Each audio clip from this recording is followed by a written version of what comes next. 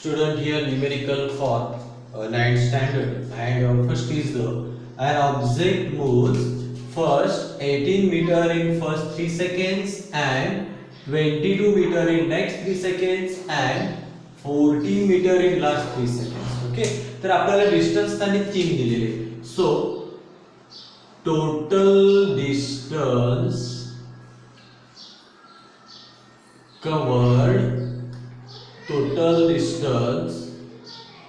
covered is equal to पहिल्यांदा किती आहे 18 प्लस त्यानंतर आहे 22 प्लस त्यानंतर आहे 14. टोटल डिस्टन्स किती झाले 18 22 आणि 14.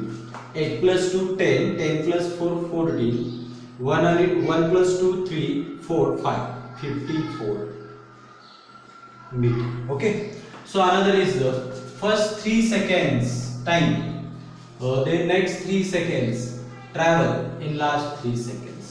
म्हणजे total time taken is equal to 3 plus पुढे एकदा 3 plus 9 seconds.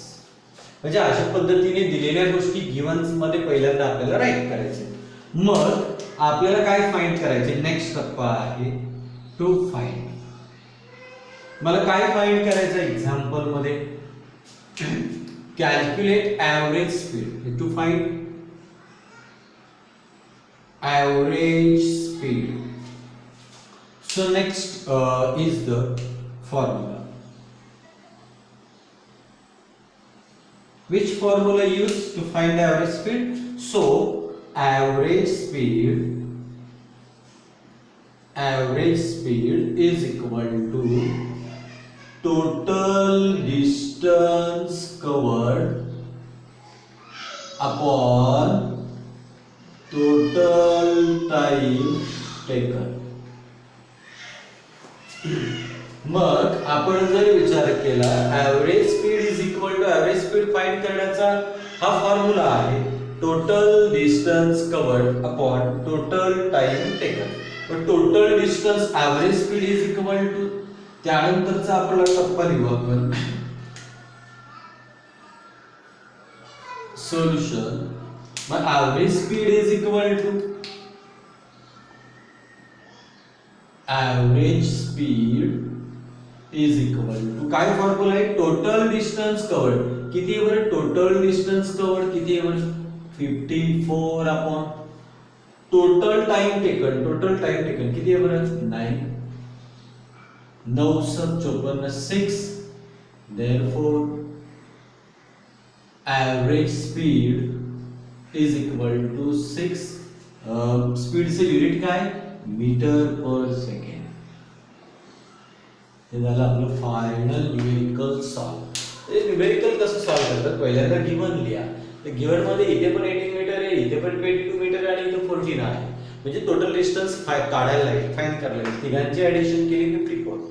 मग टाइम पण वेगवेगळे डिफरंट 3 आहे आणि इथे पण 3 आहे 3 + 3 + 3 6 + 3 9. मग फॉर्म्युला काय average speed is equal to total distance covered upon total time taken. Total distance किती 54 आणि टाइम होता नाही पुटअप केली. Total distance covered 54 total time taken 9 9 7 54. अशा पद्धतीने एक्झाम्पल सॉल्व करतात. तुम्ही 2 मिनिटं एक्झाम्पल ऑब्झर्व करा.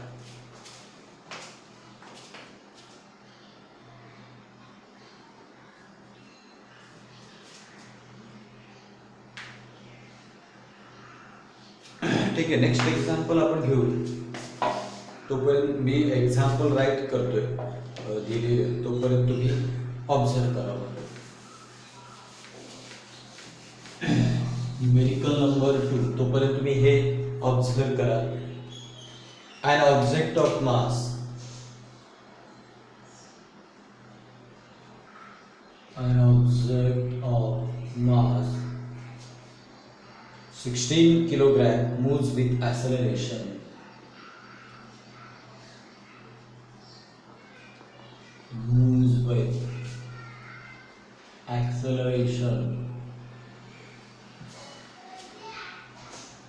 of 3 meter per second square. Calculate the force acting on it. Calculate force acting on it.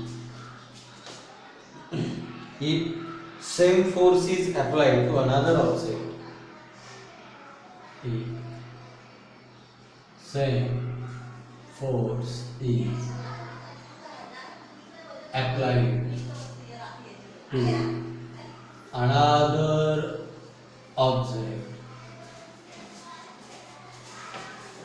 of mass 24 kilogram,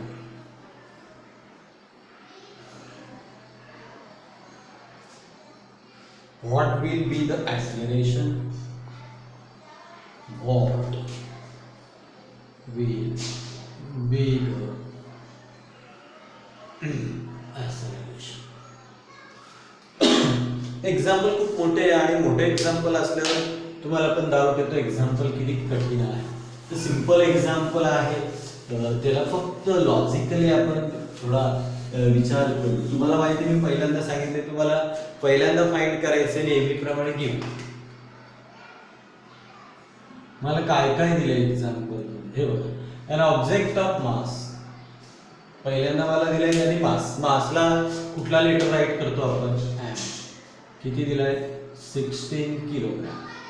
moves with acceleration, मला त्यांनी दिलं acceleration दिलंय. किती दिलंय? आता ॲक्सेलरेशन, मला ॲक्सेलरेशनला लेटर कुठलं आहे तुम्हाला माहित आहे? ए. किती दिलंय? 3 मीटर पर सेकंड. मग calculate the force acting on it to find लिहितोय. मला काय फाइंड करायला घेतलंय? Calculate force acting on it. फोर्सला काय लिहितो आपण? F. If same force is applied to another object, आता दुसऱ्या ऑब्जेक्टवर ऑफ मास, पुन्हा मास दिलाय m. मास किती दिले? 24. मग आता हा हे दोन्ही सेम नाही लिहिता. हा m1, याला आपण m1 करू पहिल्या ऑब्जेक्टचा मास आणि याला m2 करू दुसऱ्या ऑब्जेक्टचा mass. What will be the acceleration? म्हणजे पहिल्यांदा एक विचारलंय आणि ॲक्सेलरेशन म्हणजे a. इथे पण a आणि इथे पण a, म्हणजे हा a1 आणि हा a. ओके, फॉर्म्युला आता तुम्ही आठवा. आपल्याला फोर्स काढायला सांगितलंय. फोर्सचा फॉर्म्युला तुम्हाला माहिती आहे, आपल्याला झालं होतं F is equal to m into a. बघा आपण आता एक्झाम्पल न्यूमेरिकल सॉल्व काढा बरं. पहिल्यांदा फोर्स काढा. F is equal to m, पहिल्याचा मास किती होता? 16 into a. ॲक्सेलरेशन किती होता? 16 × 16, 16 × 32, 16 × 48, 16 × 48. Therefore F is equal to 48. आणि फोर्सचं युनिट काय बरं? न्यूटन. म्हणजे आपल्याला पहिला फोर्स मिळाला. त्याने काय म्हटले? If same force is applied, हाच फोर्स अप्लाइड होतो ना टू अनदर ऑब्जेक्ट, दुसऱ्या ऑब्जेक्टवर. मग दुसऱ्या ऑब्जेक्टवर फॉर्म्युला तोच. F2 इज इक्वल टू, इथं काय दिलं होतं आपण? m. इथे आपण करू शकतो F1, m1 आणि a1. पहिला आहे ना म्हणून m1 आणि a. आता दुसरी ऑब्जेक्ट म्हणून मी काय करतो? F2 इज इक्वल टू, आता फॉर्म्युला तोच फक्त m2 आणि इथे मी काय करेल? a2. F2. पण त्याने काय म्हटलं? If same force is applied, same force same आहे म्हणजेच काय? F1 is equal to F2, हे फोर्स सेम आहे. मग F1 किती आला आपला आता? 48. M2 त्या दुसऱ्याचा मास किती दिलाय? 24 into A2 आपल्याला फाइंड करायचंय. हा मल्टिप्लाइड इकडे आल्यावर divide. Therefore A2 is equal to multiplied इकडे आल्यावर डिवाइड 48/24. 24 से 24, 24 दूने 48. Therefore A2 is equal to 2 आणि acceleration युनिट काय? Metre per second. That's the final answer. तर अशा पद्धतीने सॉल्व करायचं. बघा मला पहिल्यांदा m दिला, मी सिंगल m लिहिला. पुन्हा एकदा m आहे म्हणून हा m1 घेतला, m2 घेतला. मला पहिला ॲक्सेलरेशन दिलाय 3 गणितामध्ये आणि दुसरा फाइंड करायला पुढे a2 घेतला. मग same formula F is equal to m into a. पण ऑब्जेक्ट दोन आहेत, एक फॉर एक्झाम्पल a आणि b. म्हणून मग पहिले F1 is equal to m1 a2 आणि इकडे F2 is equal to M2 A2 म्हणजे फोर्सच्या फॉर्म्युल्यामध्येच दोन ऑब्जेक्ट असल्यामुळे दोन फॉर्म्युले तयार केलेले आहेत, बाकी काही सेम आहे. फॉर्म्युल्यामध्ये व्हॅल्यू पुट अप केल्या. M1 आहे 16, A1 आहे 3 16 48, F2 F2 आहे सेम फोर्स आहे, इथे आले 48 24 मल्टिप्लाय इकडे आले बरोबर. अशा पद्धतीने हे पण एक सिंपल न्यूमेरिकल होतं, ते तुम्ही ऑब्झर्व करायचं आहे.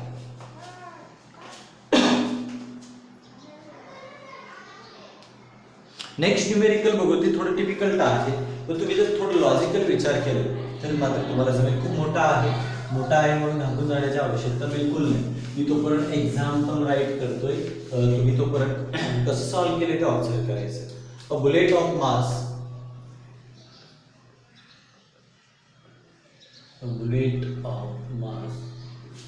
10 gram moving with velocity of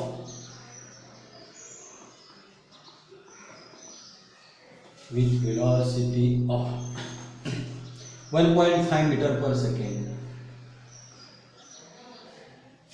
hits a thick wooden plank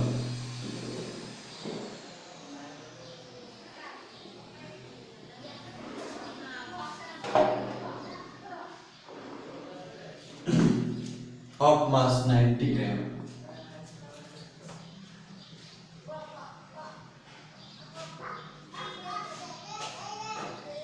The plank is initially at rest. The plank is initially at rest. But when it gets hit by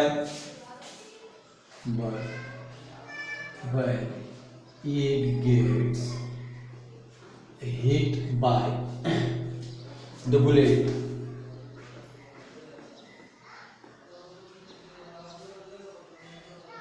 the bullet remains in the plank. The bullet remains in the plug and both moves with certain speed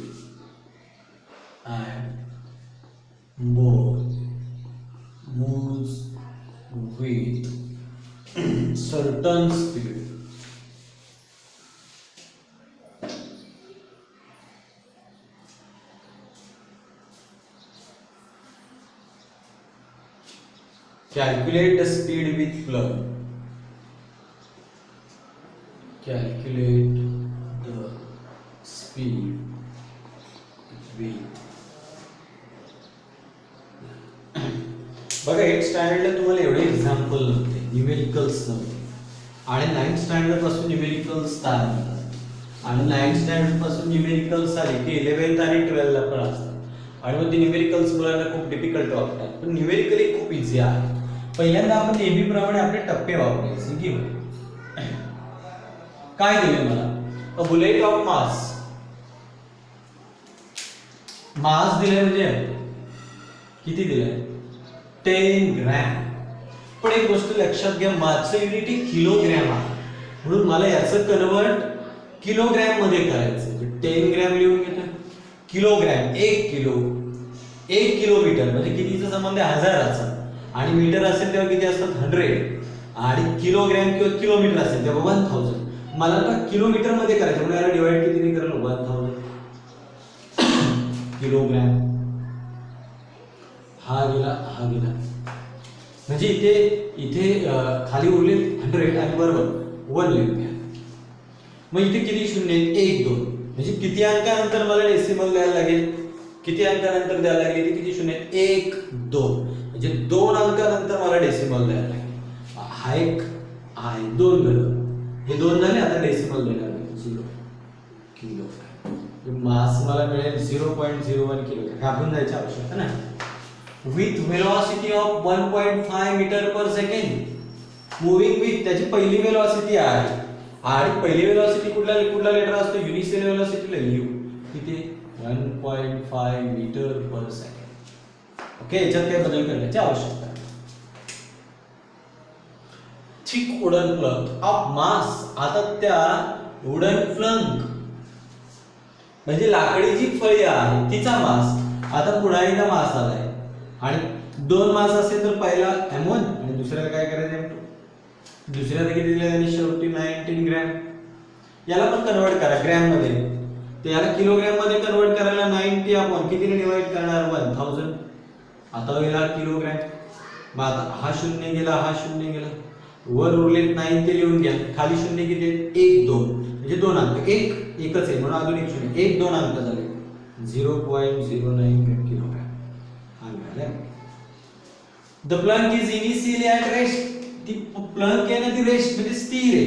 म्हणजे initially velocity u आणि rest म्हणजे स्थिर म्हणजे किती 0 metre per second. म्हणजे हा u1 घेऊ आणि हा u म्हणजे गिवन दिलेले तेवढं आपण राईट करू. तो फाइंड. मला काय फाइंड करायचं.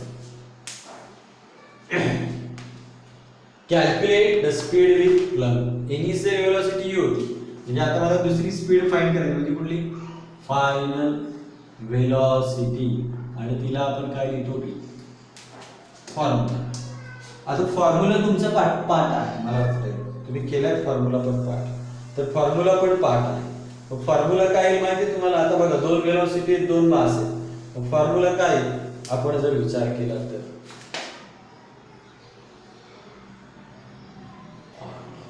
रेडी बघा आता formula. Total initial momentum is equal to total final momentum. Initial momentum आणि फायनल मोमेंटम हे सारखे असतात. मग आपण काय करू बघा. आठवा m1 u1 plus m2 u2 total initial momentum is equal to total final m1 v1 plus m2 v2. Law of conservation of momentum. समजलं त्याचा फॉर्म्युला आहे. मग सोल्युशन एवढा काय अवघड नाही. आपण लॉ ऑफ कन्झर्वेशन मध्ये घेतलं. Initial momentum is equal to total final momentum. Law of conservation of momentum आपण त्याचं थिअरेटिकल एक्सप्रेशन पाहिलं तिकडे.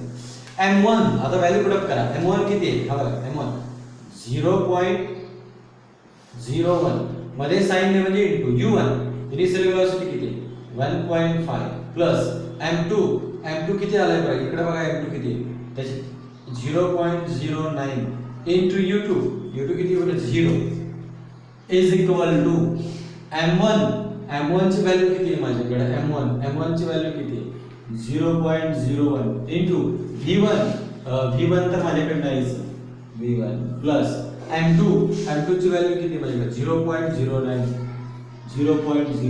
into v2. बघा आता या दोघांचा गुणाकार करतोय. शून्य आणि डेसिमल विसरून जा. इथे आहे 15 अंक लक्षात घ्या. इथे आहे 15 आणि इथे 1 15 1 15 लिहा. आता डेसिमल मोजा किती अंकानंतर डेसिमल आहे. इथे किती अंकानंतर आहे 1 आणि इथे किती अंकानंतर 1 आणि 2. इथे 2 अंकानंतर डेसिमल आहे आणि इथे 1 अंकानंतर आहे. 2 आणि 1 किती अंक झाले पण 3 अंकानंतर 1 2 अजून एक शून्य आहे 3 0.050 मध्ये साइन प्लस याला गुणा 0.09 into 0 कुठल्याही संख्येने शून्याला गुणलं तर उत्तर 0 इज इक्वल टू. आता इथे आपण जर बघितला तर कोण सारखा आहे b आणि v. v1 is equal to v2 म्हणजे v म्हणजे वेलोसिटी आपल्याला विचार v म्हणजेच v1 आणि v1 म्हणजेच v2 म्हणजेच काय 0.01 into v plus 0.09 into v. v म्हणजेच v1 आणि v1 म्हणजेच v2 म्हणजे वेलोसिटीज फायनल वेलोसिटीज v1 म्हणजे पण फायनल वेलोसिटी v2 म्हणजे पण फायनल वेलोसिटी आणि v म्हणजे पण फायनल वेलोसिटी. म्हणजे यांच्या दोघांचे मी v1 ऐवजी v घेतला v2 ऐवजी v घेतला. मग आता इथे कॉमन कोण आहे v आणि v त्याला बाहेर काढा. आतमध्ये कोण उरले 0.01 प्लस 0.09 आणि इथे या दोघांचे ऍडिशन केलेले उत्तर ते 0.0. मग या दोघांचे ऍडिशन करू बघा. ऍडिशन 0.01 प्लस 0.09 9 आणि 1 10 शून्य आजच्या 1 0 म्हणजे मला याचे ऍडिशन v into याचे ॲडिशन किती मिळालं 0.10 0.015 is equal to v into मागे डेसिमलच्या मागे जितके शून्य आहेत त्याला व्हॅल्यू नसते, म्हणून मी काय करते शून्याला काही व्हॅल्यू नाही म्हणून 0.1. शून्याला व्हॅल्यू नाही म्हणजे तिथपर्यंत जोपर्यंत अंक आहे तिथपर्यंतच घेईल मी. हे शून्य काही आवश्यकता नाहीये घेण्याची. व्हॅल्यूज मला v माइंड करायचे v ठेवा. हा मल्टिप्लाइड आहे इकडे आल्यावर डिवाइड 0.050 अपॉन 0.1. मी तुम्हाला पुन्हा सांगतो तुम्ही फक्त अंक बघा, डेसिमल आणि झिरो सोडून द्या. पण अंकाचा जर विचार केला तर अंक काय इथे काय अंक आलेला आहे 1 खाली आणि वर आहे 15. एकाने जर 15 मिळवलं तर उत्तर 15च. आता प्रश्न राहिला डेसिमल. इकडे डेसिमल किती अंकानंतर बघा 1 2 3 1 2 3 आणि खाली किती अंकानंतर 1. खाली किती अंकानंतर दशांश चिन्ह 1 आणि वरती 1 2 3 1 2 3. आता हा एक गेला उरले किती डेसिमल 2. मग 2 डेसिमल द्या 1 2 0.50 metre per second is the final answer. हे खूप मोठं आणि विचित्र वाटेल तुम्हाला, पण खूप सिंपल आहे. तुम्हाला हे आकडेमोड करता गिवन तर तुम्हाला आरामशीर लिहिता येईल, टू फाइंड लिहिता येईल. फॉर्म्युला पण तुम्हाला माहिती आहे M1 U1 M2 U2 M1 V1 M2 V2. M1 किती दिलाय व्हॅल्यू पुट अप करा 0.01. U1 किती आहे 1.5. M2 किती आहे 0.09. U2 किती आहे 0. या 15 1 15 आणि हा एक डेसिमल आणि हे 2 2 आणि 1 3 1 2 3 0.015 आणि कुठल्याही संख्येने 0 ला गुणलं तर 0. 0.01 v याची व्हॅल्यू पण v घेतली आणि या v2 ची पण v घेतली. v कॉमन 0.09 प्लस 0.01 जरा 0.10 आणि मग 0 ला काय व्हॅल्यू नाही v इंटू 0.1 मल्टिप्लाय डिवाइड आल्यावर एकाने 15 ला भागले तर 15. आता इथे किती 1 2 3 1 2 3 आणि खाली 1 1 गेलं राहिले दोन नंतर डेसिमल घ्यायचा. तर अशा पद्धतीने 9चे न्यूमेरिकल्स होते. तुम्ही याला प्रॅक्टिस करा, प्रॅक्टिस केली तर सहज येते.